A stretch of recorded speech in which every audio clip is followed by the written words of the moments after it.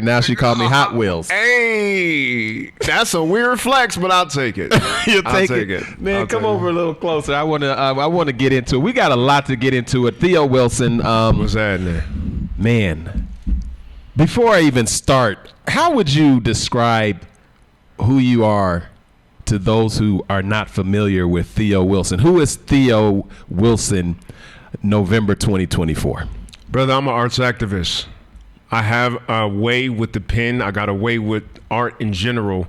And my point is to take that art and make it weapons grade quality so it moves people. Mm-hmm. That's what I am put on earth to do, and I've been doing it for a while now. You've been there the whole journey damn near. Yeah. And so no matter how far it takes me, whether it's to TED stage or to the History Channel, it don't mean nothing if I can't come back home. I hear you. And that's what matters the most to me. Nothing, not unfamiliar with going viral and being in everybody's living room and on the TV screen and on like all of the things you've touched it, and there's much more to come. Much more, but I'll speak on that when it manifests. It's in the irons in the fire right now. But here's what I would like to ask. Every time I think of you, and I've told you this all the time in terms of, I think of you as a prodigy, but then a futurist, visionary, truth teller, even when it's not convenient, wanted,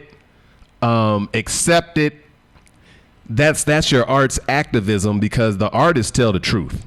We have to, or else it don't make sense. It's not art. If I was just thinking of, who does Theo remind me of in 2024, and if I could juxtapose whatever that word is, juxtapose two entities together and squeeze them across time, I would have to say Gil Scott-Heron, Theo Wilson. That is a powerful thing, brother. I'm going to take that anointing from my elder, the OG in the game, who has seen me right here in this spot, rock mics the first time out of my notebook in order to try to move the masses, and I'm just going to take that blessing. I appreciate that, bro. Well, I'm telling you, the truth continues. Before we get down the line, hit them with this trigger alert. Trigger alert. You know what this is going to say, and you know why we got to say it. This is a show that triggers people because you've entered a free think zone. If you are not willing to be exposed to other points of view, tune out now and don't read the comments. You have been warned. You've been warned. Theo Wilson, I want to jump right into this. Yes, sir. We have wiggled to a new spot or the same spot politically. There are some individuals that are a little, some caught by surprise, some not surprised, some are wondering what happened, how it could happen. But regardless of where anyone stands, President-elect Donald J. Trump is going back into the White House. Yes, he is. He's going. That's just what the facts are. That's how this cookie crumbled all over everybody. Depending on what you like, the flavor is up to you, but that's how this happened. Now, the title of this particular show, and I want to just hit the title and then just hear your answer. And it says, what do Republican, third party, white women, and independent voters know that Democrats need to learn? Woo! Okay, so this is a game of which one don't belong. I'm going to take the white women out. Call me Dr. Umar. I'm taking the white women out. Okay. But in terms of independence, in terms of third-party voters and Republicans, what do they know that the Democrats need to learn? One sentence. The Dems have lost their way. Wow. The Dems have lost their way. Now, a lot of y'all have heard me say that before, and I don't say that with joy. I don't say that with pleasure. My breakup with the Democratic Party was one of the most painful breakups of my life. It was a long breakup, but they've lost their way. Now, that doesn't mean that the Republicans are better. That doesn't mean that they have their stuff together any better than the Democrats. This election was not Trump's to win, it was the Dems to lose. There's a key distinction there. And I know that hurts a lot of people's feelings. I've talked to black women who feel personally not only attacked, but endangered And there's truth to that. But here's what I want to say. When I was an actor at Florida A&M University, right? That's where I got my degree. They said it was theater performance, but what I called it was applied behavioral science. It's applied behavioral science. That's what acting was, the way they taught it at Florida A&M. And my director, Luther Wells, after I had delivered this monologue, he got notes. Now, if you've ever been an actor, you know you act your scene and then you get notes. And I had all these defenses for why I thought the scene went the way that I thought it went. Luther said, take the damn note. Take the note. Humble yourself. Sit down. Because what you thought you conveyed was not what the audience received. Whoa. Take the note. Hold on a second. What you thought you conveyed is not what the audience received. Whoa. What you thought you conveyed was not what the audience received. And I say this as a lifelong fan of the actor on stage, but you got the scene wrong. You need to take the note. And the note is this: you've lost contact with the people. I am one of the people that the Democratic Party has lost contact with. And this losing the contact took a long, long time to accomplish. Trump ain't better. Don't you jump in them comment sections. Don't you dare. Trump ain't better. We're going to lay that aside right now. Trump was never expected to be. The Republicans were never expected to be. There's an integrity to being irredeemably corrupt. There's an integrity to that. Trump, if you read his biography, been a sociopath since 6 years old. Will punch kids in the face just to see him cry.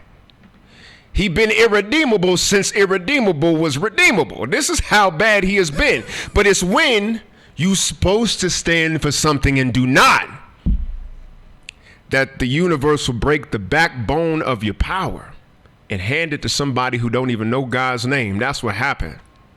Take the note. Wow. I could go on about that, but I'm sure folks want to interject. No, I'm here with Theo Wilson. We're unpacking because now this is the autopsy, The postmortem. the postmortem. We get a chance to look at the facts as they remain and take out the emotion and say, hey, something happened. I want to ask this particular question. I know Kamala Harris came in on a short runway. 107 days. On a short runway. And I was asking the great Leanne Wheeler and others, does this black woman with multiple identities have what it takes to triple jump racism, sexism, classism in that short period of time and land into the White House?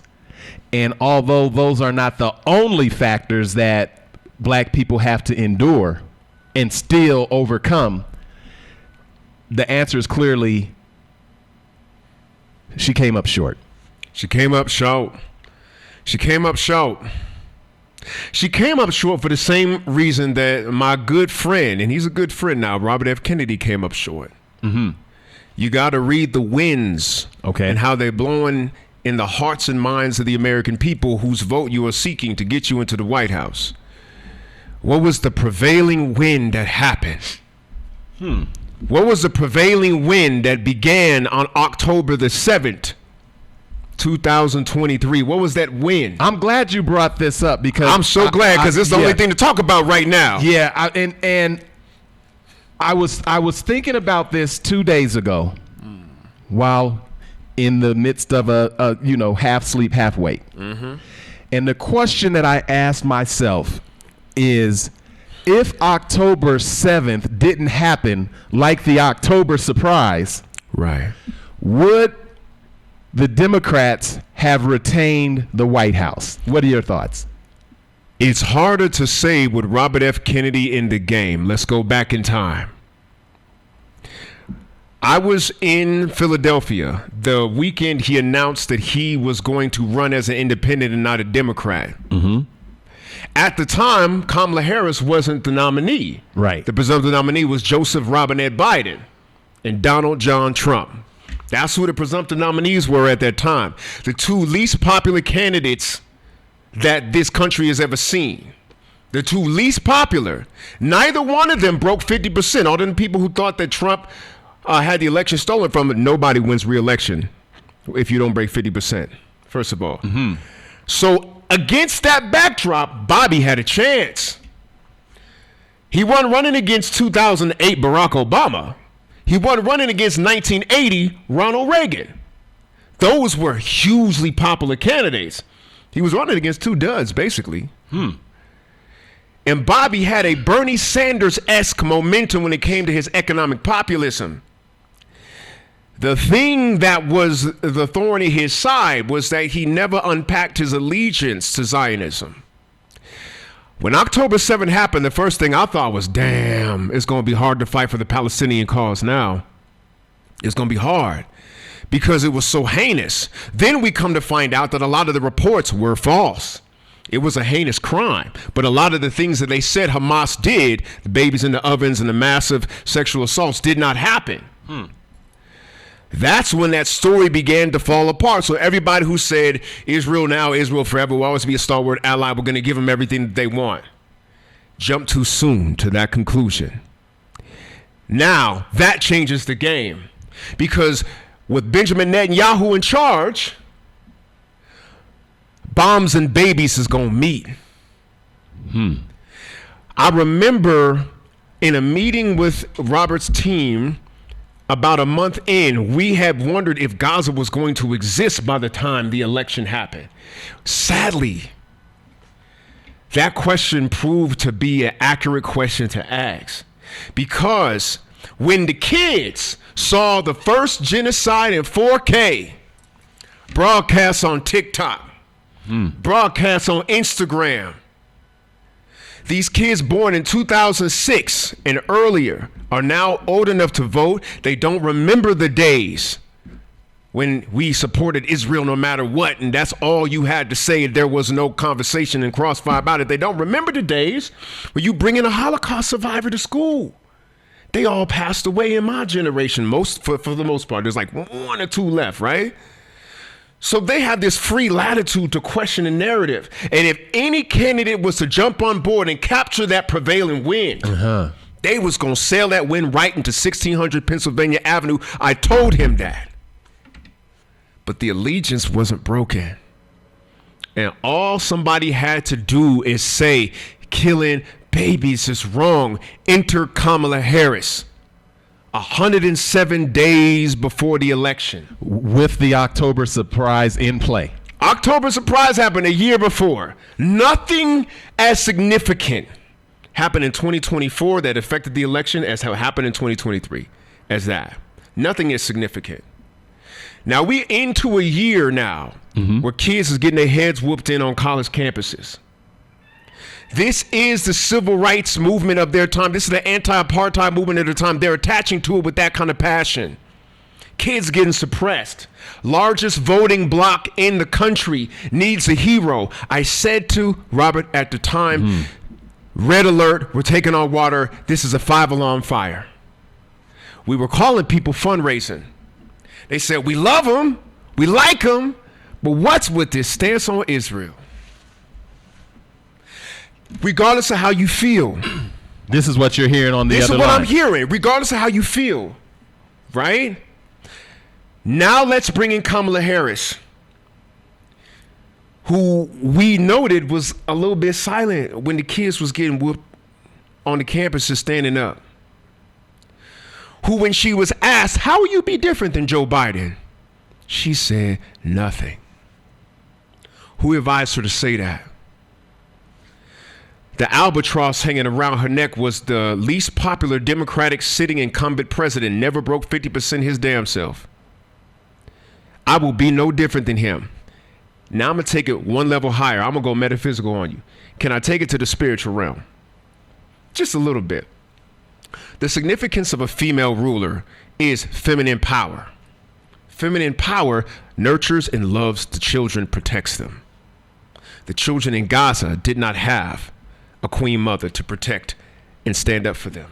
The children on the campuses did not. So what is the use of this symbolism that does not stand on the business of what in integrity it is supposed to mean? Somebody says she won nothing but beige Hillary Clinton. But Hillary outperformed Kamala Harris at the end of the day. Hillary won. Absolutely, she won the popular vote by 3 million. By 3 million. Donald J. Trump won the popular vote and the Electoral College. Yes, he did. What's your assessment? He didn't win. The Democrats lost. The Democratic establishment. Let's talk about it. Let's talk about the donor base. Let's talk about the pollsters. Let's talk about the strategists. Let's talk about the advisors. Let's talk about the campaign industrial complex. Let's talk about it. Now, we need to understand where that campaign industrial complex came from. Because I'm going to take you back to my childhood. In the campaign of a man named William Jefferson Clinton. Now, this is why we need to understand why Bill Clinton led to Kamala Harris's loss. Because Bill Clinton was coming off of 12 straight years of Republican presidents now. Let's go into the history of how this machine develops. Bill Clinton coming off of 2 Reagans and 1 Bush Sr. That's 12 years since Carter. And he realizes something. I can't win with the same fundraising model that got Carter into the White House. Union donations, small businesses, those who lean left, the Teamsters. No, I got to develop a corporate machine that can fight against the Republican corporate machine. Wow. In doing so, he must serve that master now. Some of those machine parts were built from the Republican machine that got Reagan and Bush into the White House to begin with. So what happens is Bill Clinton begins a new train. There's a trend. There's a break with Carter in 1992. There's a break with Carter. Bill Clinton is the first Democratic president that can talk left but governs center right. He talk left, but he governs center right, and every Democratic president since him follows the same model. Meaning, he'll play the saxophone for you, right? He'll smoke a little weed, but he didn't inhale, have a little affair with Monica Lewinsky, and really get that populist thing going. But what he actually does as president, NAFTA, what he actually does as president, shrinks the size of the welfare state. The welfare state that wasn't even meant for black folks in the first place, but that's another conversation. What he actually does as president, expand prison industrial complex. We all know about that. Everybody talks about the Omnibus Bill, 1994, the super predator narrative and all that, not realizing that was based off of Reagan's 1986 Anti-Drug Abuse Act. Bill Clinton takes their playbook, talks left, governs center right, and shifts the entire country right. The actual political left does not exist anymore and pushes the Republicans even further right. When did you begin to pick up on this? Because remember, I talk of you as a prodigy, as a visionary, as a futurist, as someone who can connect dots and even see around corners. When did you start seeing what so many have not seen even up to this moment? Barack Hussein Obama. Barack Obama. Now keep in mind, what was the situation that got him into the White House? They were tired of Bush. Iraq, Afghanistan, economic collapse. Weapons of mass destruction. Weapons of mass destruction lie. All disproven. America is embarrassed in the world stage. He was so bad of a president, we didn't think it'd get no worse. So this black man come along completing his sentences. Handsome fella with a black wife, right? Does the same playbook, but we don't know this yet, right? Barack Obama inherits the crash of 2008. Happened on Bush's watch. A lot of people forget that. You can't blame Barack Obama for the crash of 2008. The timelines don't match. We're talking about math, linear time. September 2008, the crash happens. The bailout happens near about Obama's election, but Bush is still a lame duck. He's not in office yet. But Obama has a mandate.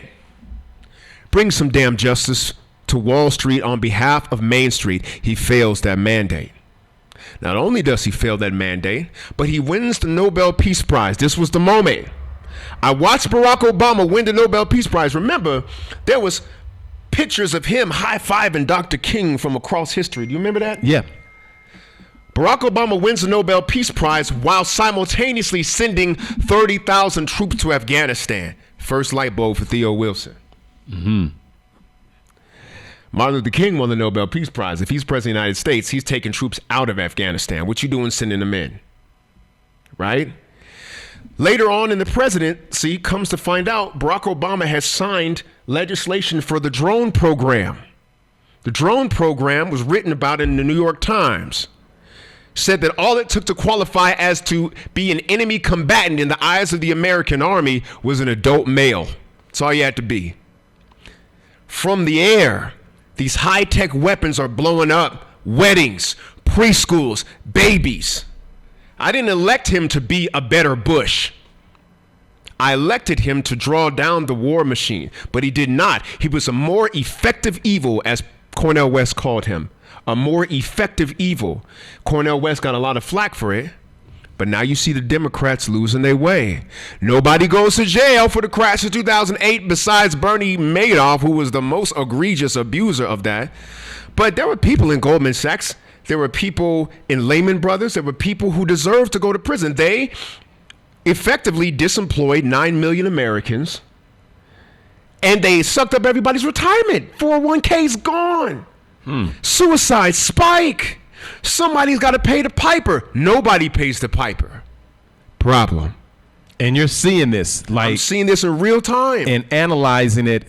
And so at some point you become friends with Robert F. Kennedy Jr. You bring him into the free think zone. I brought him into the free think zone. And we talked with him as a community, and there was this heated exchange between him and Vicky Dillard. Shout out to Vicky Dillard, man. Golly.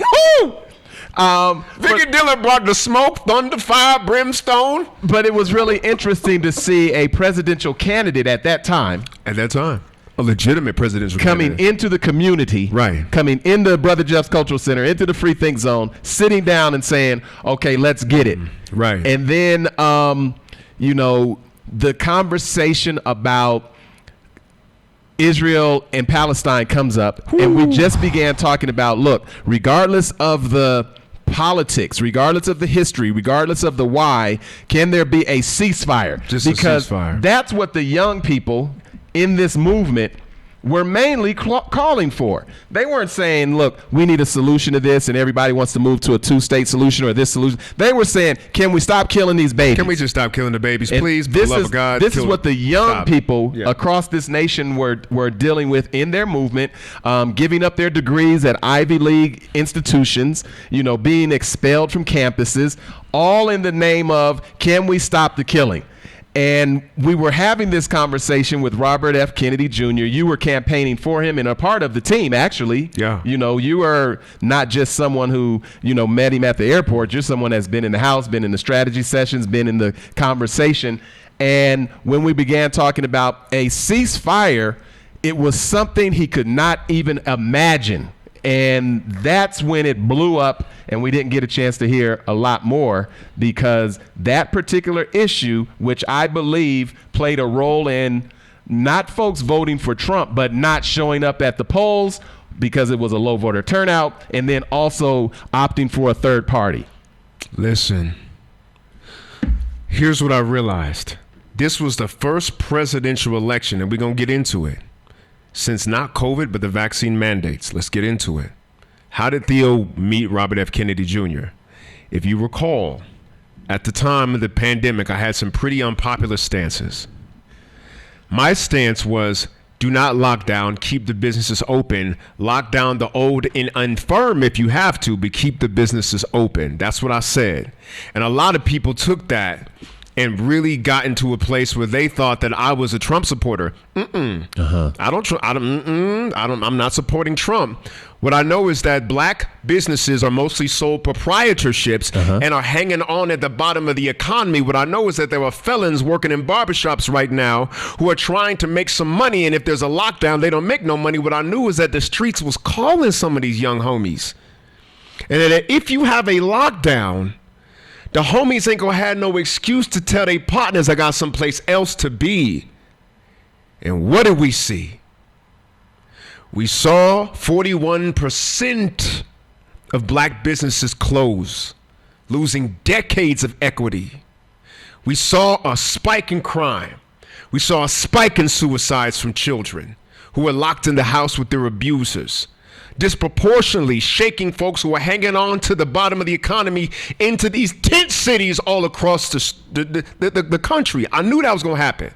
Go to any homeless encampment, a disproportionate amount of them are recent and black. I saw it.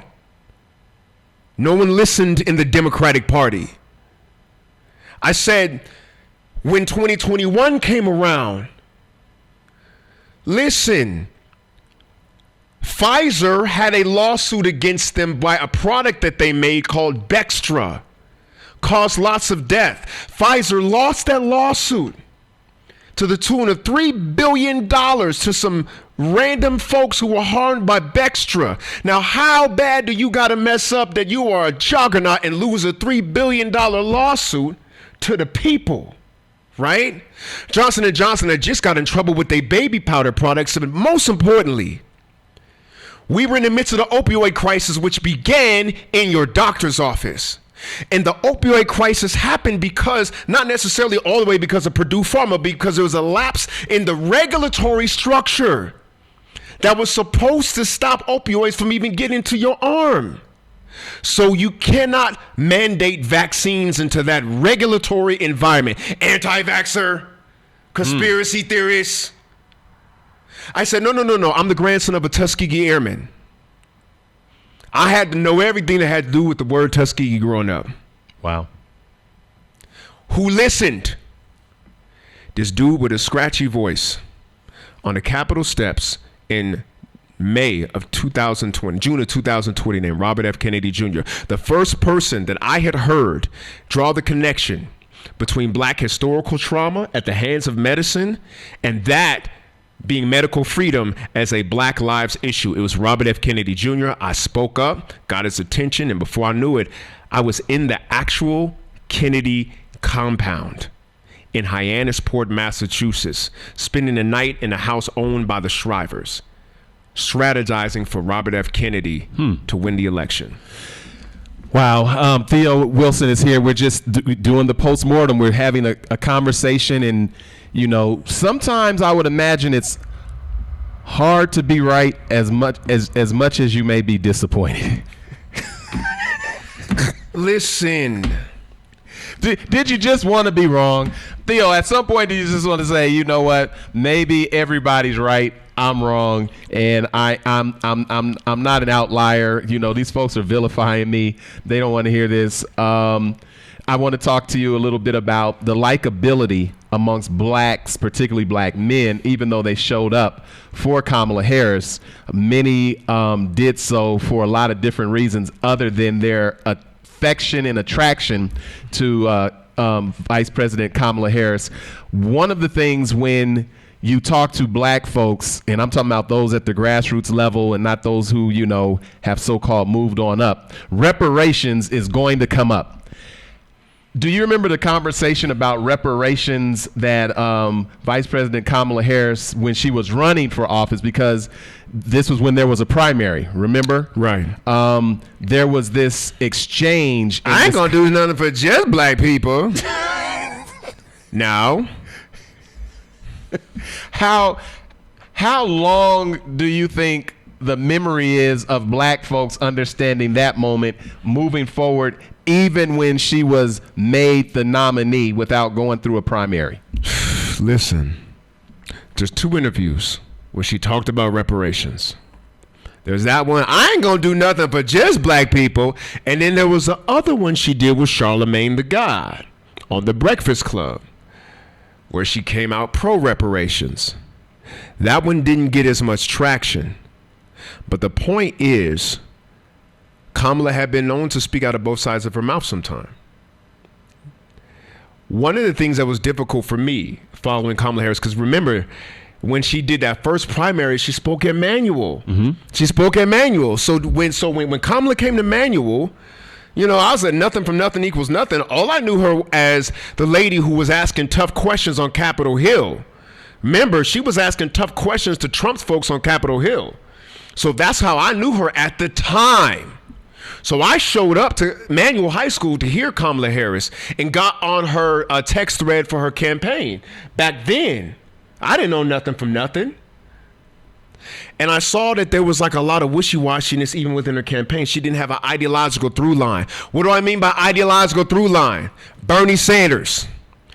You look at Bernie Sanders in 1986, 1996, 2006, 2016, he's the same man saying the same thing with less hair. That's an ideological through line. Bernie, the same dude the whole time. He got something he believes in. He'll stand on business for a thing, right? I feel like he should have stood firmer when the Democrats took his states in 2016, but we're going to get into that in a different time, talking about what's wrong with the Democratic establishment. You didn't give him the populist candidate that the Democrats wanted, so you got the populist candidate the Republicans wanted. That's another thing, right? But Kamala don't have like an ideological through line. She is competent. I will give that to sis. She is competent, especially when it comes to Trump. In comparison, she is competent. No. Sister got her degree. No. Sister won some election. No. Sister like did her thing as a lawyer. Some people don't like what she did, but she at least know how to do things. But there's no ideological through line that I could draw upon that will inspire me.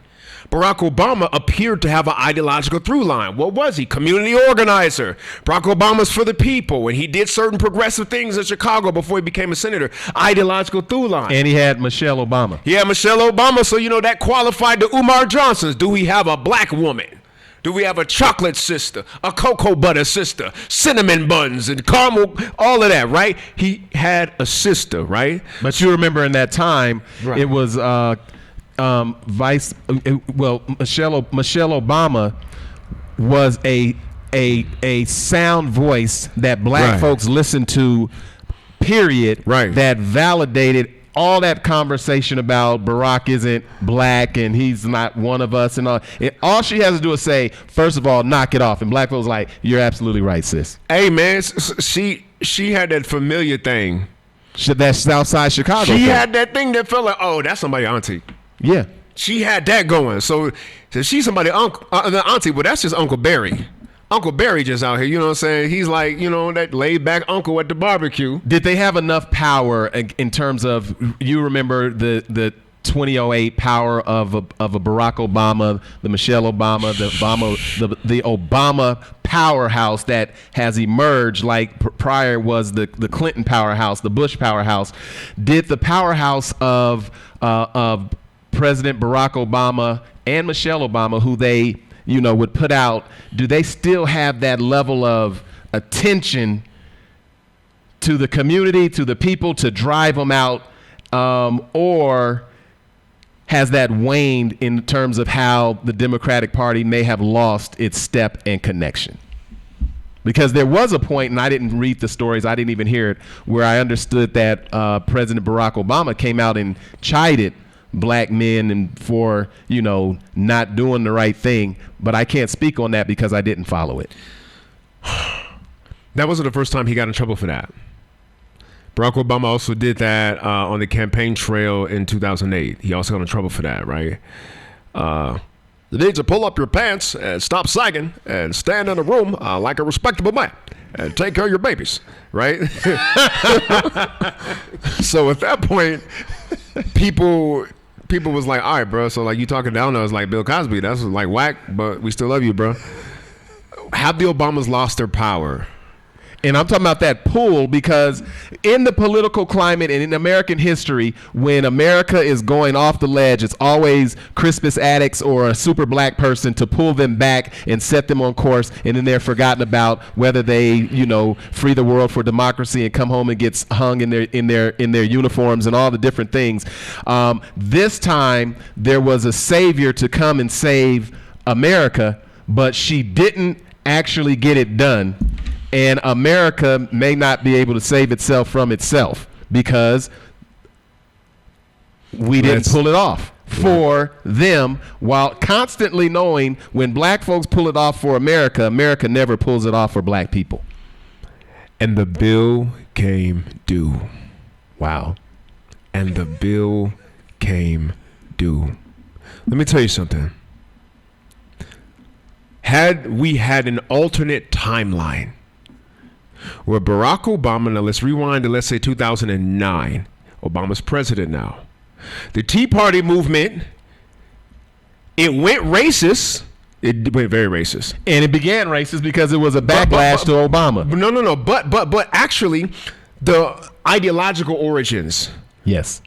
The Tea Party, what is the Tea Party? No taxation without representation. Well, where do we get the bailout money? Our tax money. Therefore, their initial gripe, do not send our tax money to these Wall Street fat cats. Okay.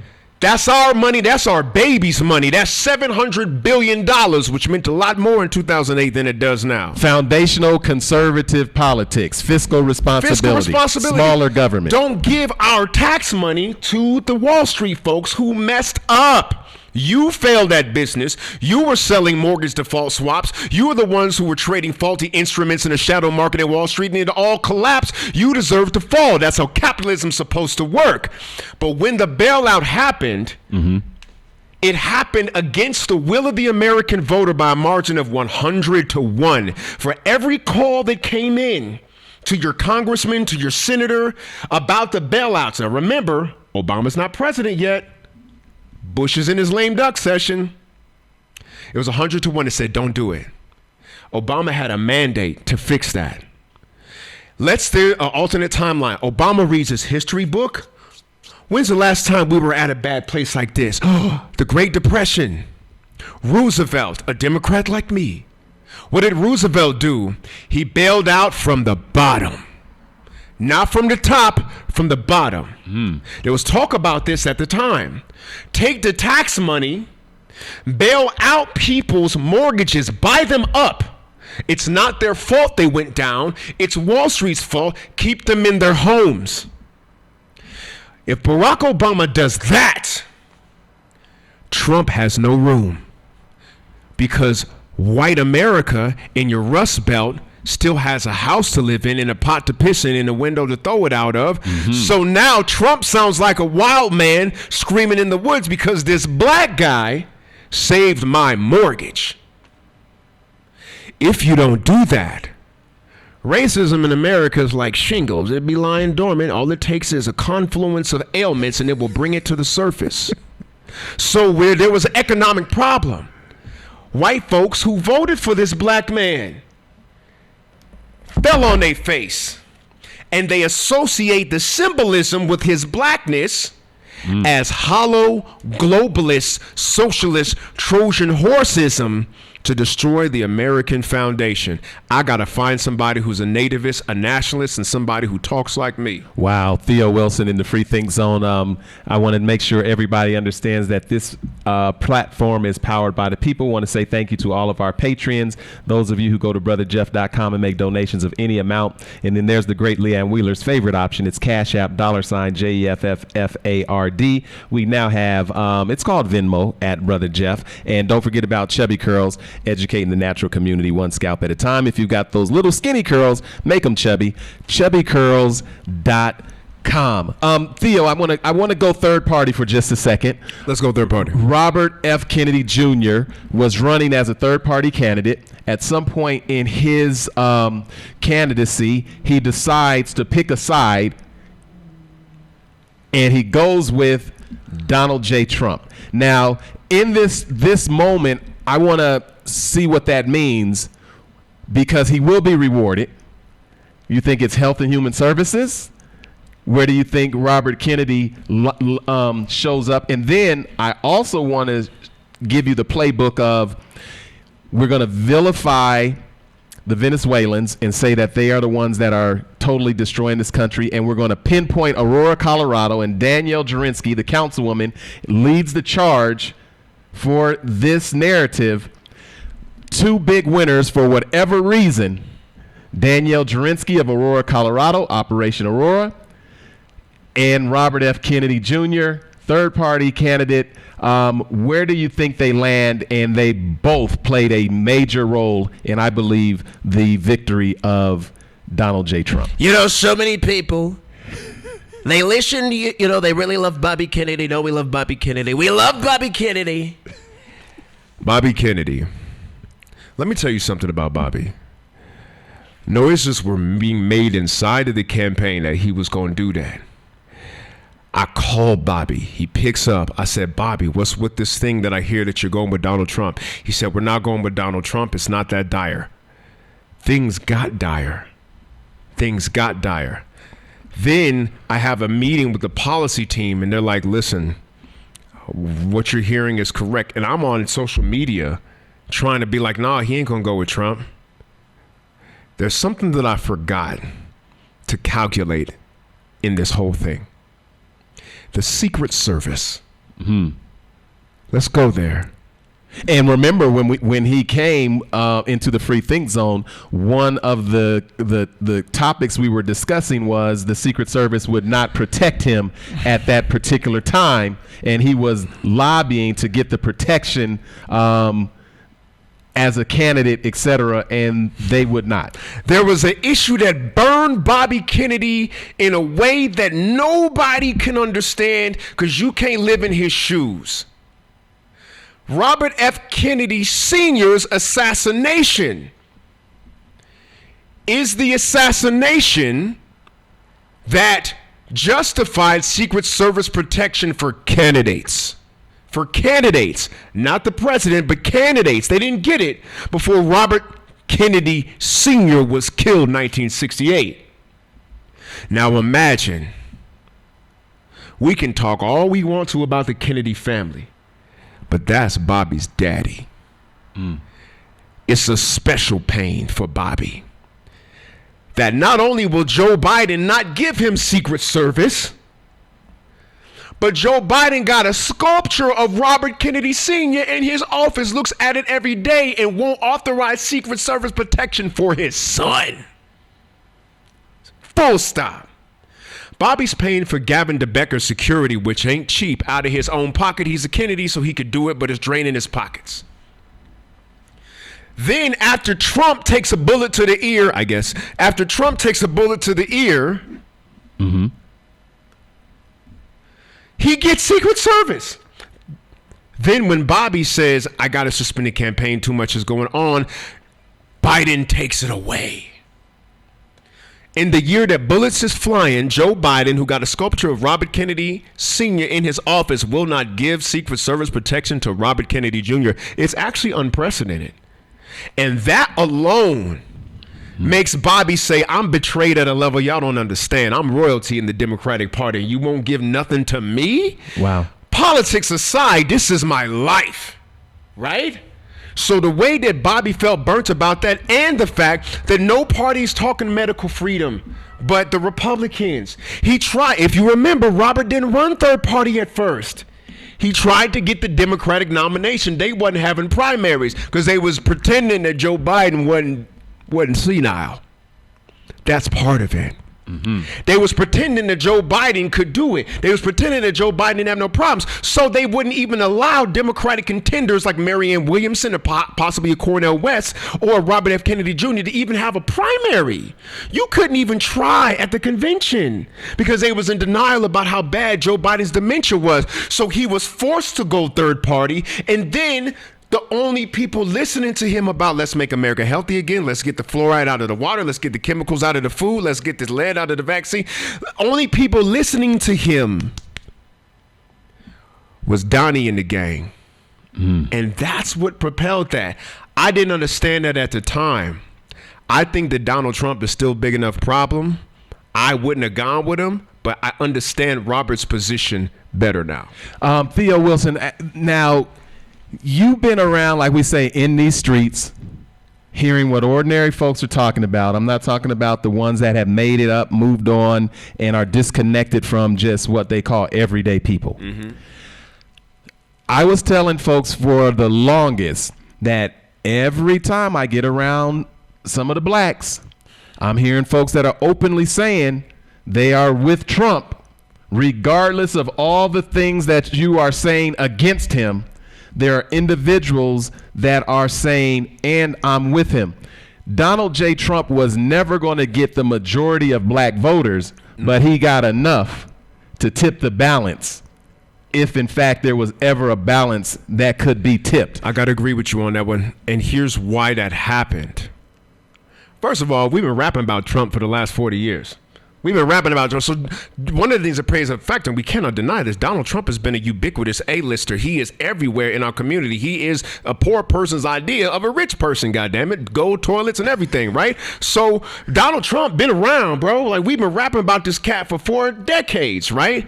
And the next thing about it is that the Democrats' strategic mistake with black men, let's talk about black men, was during 2019, when they were choosing their ticket, they put 2 people associated with mass incarceration at the top of the ticket. So you can't tell black men which coal is hotter. If you telling me that, well, you got to be fearful of the man who's like getting voted for by the Klansmen, but like, how about the people who put me and my partners in jail for possession? You see what I'm saying? So in the minds of black men, they're like, nah, this is the bigger devil, actually. The bigger devil is the one who advocated for, I mean, and the videos is all around YouTube with Joe Biden with the super predator narrative. It's Joe Biden talking about mass incarceration. It's all of this stuff with the Democrats saying lock them up, lock them up, lock them up. Well, these brothers been locked up. These brothers have felt the bite of the prison industrial complex. And had the Democrats chosen a different top of the ticket, let's say they chose Bernie Sanders and Elizabeth Warren, and that was the top of the ticket, right? You wouldn't have had that move toward Trump because those 2 people are not associated with mass incarceration. And the threat that Donald Trump poses in activating race soldiers and hate criminals and KKK people would be a starker contrast with, let's say, a Bernie Sanders and Elizabeth Warren ticket. But when you put in Joe Biden and Kamala Harris, opposition research finds their background, and all of a sudden now we have to fight about this, right? Because it turns out that it wasn't all the way quite as bad with Kamala Harris as it was that we thought it was when it came to her history with mass incarceration. But there are certain things that she did do that cannot be branded as anything other than draconian when it comes to her power. It wasn't as bad as they said it was, but it wasn't based on nothing. And that's what said, black men, between these 2 devils, I'm going to choose the one I've been rapping about. You know, it seems like there's this, I don't know if it's it's a saying, a truism, a fable or whatever, that the axe is in the handle, the axe is in the forest. And then some of the trees are saying, looking at the handle saying, look, that's one of us. There's an axe in the forest chopping down trees, and many of them trees look and say, see the handle and say, that's one of us. That's one of us. Let me tell you something. Election season be bringing out compromises in folks that they probably would have never made. I want to say that. Regardless of the side that you chose, there's people like, if you dare vote for Donald Trump, I ain't never going to be friends with you. I'm going to block you. You can block me. I unfriend and all that. And I'm like, okay, but you know they still exist, right? You know, canceling people only re-entrenches them in their echo chamber, right? There's partners that I disagree with on this. You said you know they still exist. You know they still exist. Like, canceling don't kill people. Canceling just be making them that you don't see them. So what do? They re-entrench in the side that's warm and friendly to them. So now you cut off communication that could change their mind, right? So it's your prerogative if you blocked and canceled. But what I need you to know, the Democrats have a shadow that been stinking for a while. And sometime, when you go to somebody's house and they got the trash there and they don't even smell the stink no more, that's how it is being a Democrat. But now you got to face your garbage. That's a gift from God. You better take it. Wow. Theo, just thinking in terms of moving forward, like, there are a lot of individuals that opted out for various reasons. They didn't like the policies that were attached to, Biden, which you mentioned. Vice President Kamala Harris said, I would do the same thing, or I wouldn't do nothing different. People hear that and attaching yourself to a non-popular president at the time. How long do you think the Democratic Party elite knew that there was a problem with President Joe Biden, and they continued to push him out or hide him out or whatever they were doing until we all had a chance to see what they had to have known for a very long time, and then the scramble drill takes place. How long did they think they were going to play that game and got caught coming up short? Because when someone is in that level of decline, people around have been in meetings, they've been on planes, they've been at dinners, they've been at fundraising, they've been at all these different things. The internet seen it, bruh. We see him falling asleep at the United Nations. There was talk about Joe Biden's cognitive ability leading up to 2020. They were talking about that back then. The Young Turks ran a special. They was like, so these are all of our clips that we ran in 2019 and 2020, but we were afraid for Joe Biden's cognitive ability. In 2022, I was invited to the White House, and I went to the White House and I saw Joe Biden in person. I was as close to him as I am to you right now. And I saw him in person. I was like, oh, that's a doddering old man. So I saw it up close. Being near Joe Biden for 5 short minutes, I saw it. He looked like Weekend at Bernie's in real life. I seen it, right? And everybody else had to have known it. So let's look at the miscalculations, y'all. Take the note. We're going to go back to the top. Take the damn note, Democratic Party, right? I do not prefer Trump over you. I don't, but that's what we got in terms of my ideals. And I still lean left, but take the note. You saw the man was cognitively depressed, to say the least. There was an opportunity to wrest power out of his hands and just use the democratic process to field other candidates.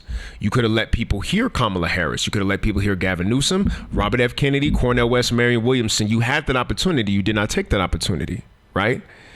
There was times in which we knew that the Democratic establishment could have messaged better even when Kamala got on the ticket. They didn't do that. There's been a move away from serving the Democratic voter base ever since Bernie Sanders. A lot of the things that we saw happen to Robert F. Kennedy at the hands of the Democrats, we saw happen to Bernie Sanders. So you don't go with your populist candidates, and the Democrats are suppressing candidates from within the party. I hope you sit down and think about your life and the strategy that you employ, because what happens is they say that all that needs to happen for evil to triumph is for good men to do nothing. That's not all the way true. Sometimes evil triumphs when good men do the wrong thing. Sometimes when they fumble the ball, who picks it up is Satan. And so this is like, let's address Trump, because we're going to have to. That's who's going to be president. And that's who's going to implement all of the fears that you all are talking about in terms of Project 2025.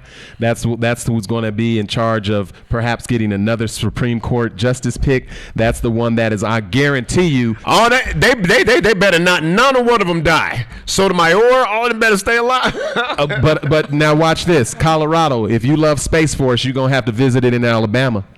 Ooh. There will be some real life consequences and lifestyle changes and readjustment for ordinary individuals. Where do we go from here? What do you see as it relates to black folks and then society in general for those who are on the opposite side of the results of this election? Jeff, I'm about to tell you a hard thing, bro. I was in Boulder right after Roe versus Wade, right after Roe versus Wade was repealed. Mm-hmm. And I saw an old feminist woman, a white woman, and she was speaking at this thing. She was around my mother's age, 70-something. She's from the 60s, man. Back from the old hairy armpit bra burning days of feminism. And this old woman, hold on, hairy armpit bra burning day, bro, the back in them days, okay? And this woman watched the hill that she died on get repealed in 2 election cycles. That's progress in America for you. There is no doubt in my mind that Trump is more capable and competent this time. Trump, there's a slim possibility, before I put this out there, because I could fearmonger and all this extra stuff, but no. There's a slim possibility. But fearmongering and reality checks are two different things. Right. Don't call it fear mongering if it actually could happen, right? But like realistically, the blanket immunity is a thing. The dismantling of everything that teaches about Black history. It's so interesting to me, by the way. So many brothers who was like really against you if you stood for Kamala Harris and the Democrats also stand for reparations. But they forgot that if you stand also for Donald Trump, he's the one that's going to reduce the presence of Black history in schools. So nobody even teaches why you need reparations. So there's that. Right? A lot of brothers coded right. They would say things. Now what do I mean coded? Right? Tell me you're a Republican without telling me you're a Republican. Well, then I'll look at words that you use. Words like soy boy. You call somebody that, right? Words like, oh, you're a socialist if you call somebody that, right? Tell me you're a Democrat without telling me you're a Democrat. You're coded left if you say we're not going back, or if you say women's rights, or if you say the patriarchy, right? Or if you say Black Lives Matter. So there's a lot of brothers who code right wing, who are against certain things that Kamala and the Democrats would stand for, but want reparations. Well, now the most anti-reparations candidate you can imagine got the wheel. And not only that, those who stayed home around the Gaza situation in the debate when Donald Trump was debating Biden, his comments as related to Gaza was like, I don't even know why they ain't finished the deal. Donald Trump is not going to get better if you're on this side of that issue. Right. And so I had to weigh that out. Where are we about to go? The opportunity Kamala had weighs more than what Trump's about to do to the lives of the Gazans who have already been killed. Let me just say that. We wanted more than a saying of a ceasefire. I could say ceasefire. You could say ceasefire. Everybody around this world say ceasefire. If Kamala Harris says ceasefire, the shipment of the weapons stops in the middle of the ocean and doesn't go, and the babies don't die. That's the difference. She wouldn't say it, right? And if she said it, she wouldn't do it. And if she was going to do it, she didn't say that that's what she would do. So now she blew that opportunity. Well, that being said, Trump right now has a $100 million donation from Marian Adelson, who is deeply invested in Israel annexing the West Bank and completely taking it away from Palestine. She is deeply in love with Benjamin Netanyahu, who said, from the river to the sea, Palestine will not be. That's what Benjamin Netanyahu said. And Benjamin Netanyahu ratcheted up his war in Lebanon to push Trump in the White House. Mission accomplished. What are your thoughts about this? Because this is also blows my mind. Vice President Kamala Harris's campaign raised $1 billion. Let's talk about it. $1 billion. However, President-elect Donald Trump had billionaire friends, one of which was in Philadelphia or Pennsylvania, giving away millions. Right. Listen, both sides are corrupt. Both sides are corrupt. I can't emphasize. The reason why I went third party, people are like, well, you criticize the Republicans and you criticize the Democrats. Yes. Yes. They're both corrupt. And is that what your point was when you said? That's why I went with Robert, because I wanted a third option. First and foremost, that's why I went. All right. They're both corrupt. They're both going to kill Palestinians, and neither of them going to give you reparations. Now, this is the boat we're in. Trump's president. What I want black people to see is what that old white feminist saw in Boulder. You could die on a hill, meaning give your whole life to a cause, fight for the legislation and the change of the culture and protest and march and do all the things. And in 2 election cycles, the thing that you died on the hill for can be gone. Martin Luther King is the only person they gonna talk about in February. You ain't gonna hear about Ida B. Wells or Malcolm X. You ain't gonna hear about Nat Turner or Toussaint Louverture. You ain't gonna hear about Fannie Lou Hamer. You ain't gonna hear about Ella Baker. You ain't gonna hear about King Akhenaten. You ain't gonna hear about Nzinga. You ain't gonna hear about Jack Johnson. You ain't gonna hear about nobody. You gonna hear John about Brown, Martin Luther King, and that's it. That's not what he would have wanted. You could die on a hill, literally. Wow.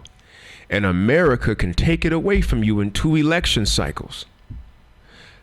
Take from that what you will. But understand this. This is the chilling revelation I had.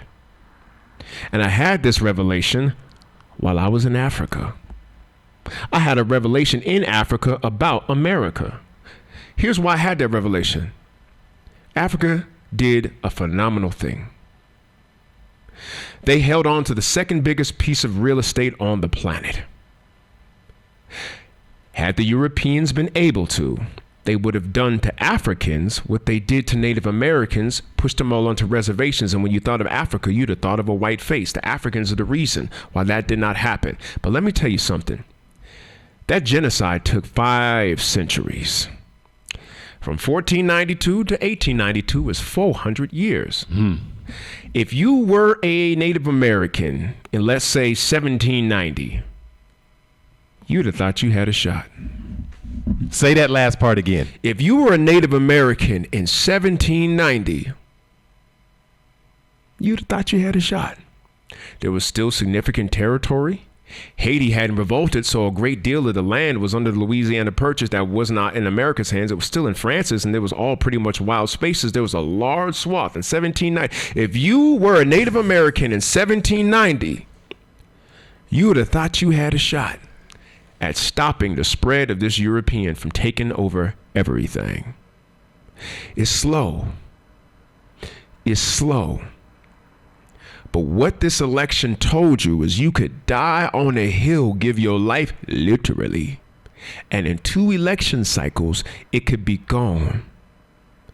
That is how you need to be reasoning with what is coming next. Because I'm going to tell you something. What happened in the genocide of the Native Americans is there was a lot of back and forth. People don't talk about the battles that the settlers lost. It wasn't just Custer's last stand. There was a lot that they lost. That's just the one they told you about. That's just the one they told. The settlers lost a lot of actual open wars with the Native Americans. But then they would take a leap forward. The leap forward in the genocide of the indigenous folks was the Transcontinental Railroad. The first time you had a supply line from New York to California.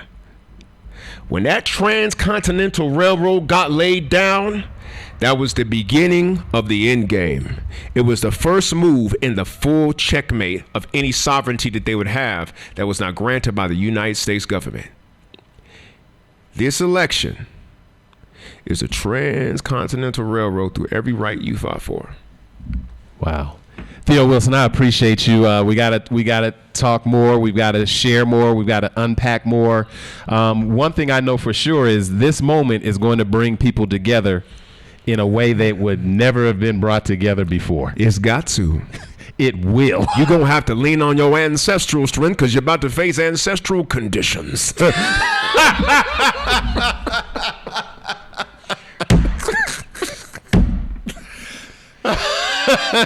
Oh, we laugh because it hurts. We laugh because it's true. Well, one thing about the blacks, we find a way. This is nowhere near our lowest point. Nowhere near. Nowhere near. Look, that's part of the other thing. Look, man, you got to remember who you are. We're going to be all right. We're going to be all right. How we're all right depends on strategy and learning the lessons accurately. I'll end with this, Brother Jeff. Dr. Abiomi Meeks, rest his soul, man who taught me Kupi Ghana and Gumi, said that the most powerful weapon that you have is an accurate assessment of the situation. Because whether you got a knife or a nuke, it depends on which one you choose to use in correct scale and application. You must accurately assess this situation for what it is. I have done my best to try to do so. But you can lie to God, you can lie to your friends. Don't lie to yourself, black folks. Tell yourself the truth, and can't none of these politicians lie to you. And with that being said, if you go down swinging. Swinging. You just might score a knockout. Rumble, young man, women, and community. Rumble.